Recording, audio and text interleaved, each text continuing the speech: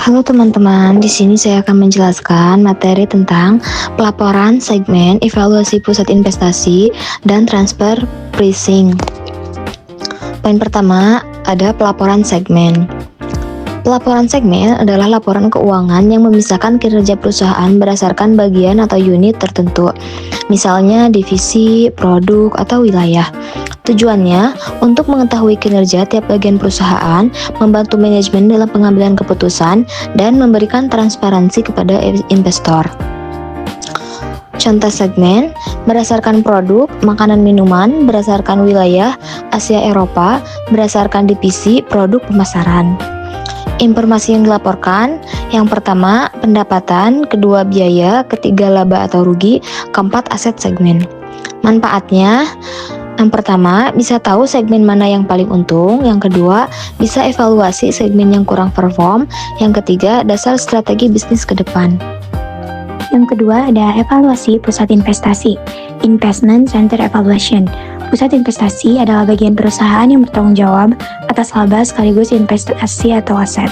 Untuk tujuan evaluasinya yaitu menilai seberapa efektif manajer dalam mengelola aset untuk menghasilkan keuntungan.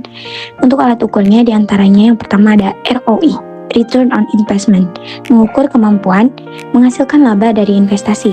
Maknanya semakin tinggi ROI, maka semakin efisiensi penggunaan aset. Untuk yang kedua ada RI atau Residual Income, mengukur laba setelah dikurangi biaya modal. Bermakna RI positif untuk menguntungkan, sedangkan RI negatif untuk merugikan. Kelebihan dan kekurangannya diantaranya mudah dibandingkan, tapi bisa bikin manajer menolak investasi baru. Untuk RI yaitu lebih adil tapi agak sulit dipahami.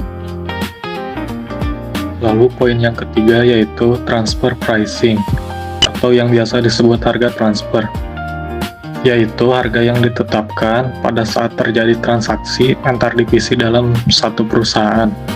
Contohnya, divisi produksi menjual barang ke divisi pemasaran dalam perusahaan yang sama.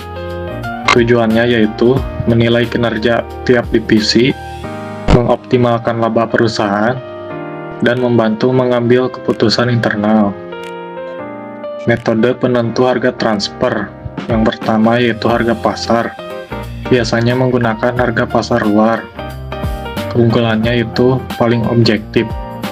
Lalu yang kedua harga biaya, atau yang biasa disebut cost base. Ini berdasarkan biaya produksi, cocok jika tidak ada harga pasar. Lalu yang ketiga negosiasi, ditentukan melalui kesepakatan antar divisi. Keunggulannya yaitu fleksibel. Masalah yang sering terjadi diantaranya konflik antar divisi, penilaian kinerja tidak adil, dan juga bisa dimanipulasi untuk kepentingan tertentu. Jadi kesimpulannya itu, laporan segmen yaitu berfungsi untuk melihat performa tiap bagian perusahaan. Yang kedua, pusat investasi bisa dinilai pakai ROI dan RI untuk lihat efisiensi aset. Dan yang terakhir yaitu transfer pricing, biasanya untuk mengatur harga antar divisi supaya adil dan efisien. Mungkin cukup sekian penjelasan dari kelompok kami. Mohon maaf bila ada kesalahan. Wassalamualaikum warahmatullahi wabarakatuh.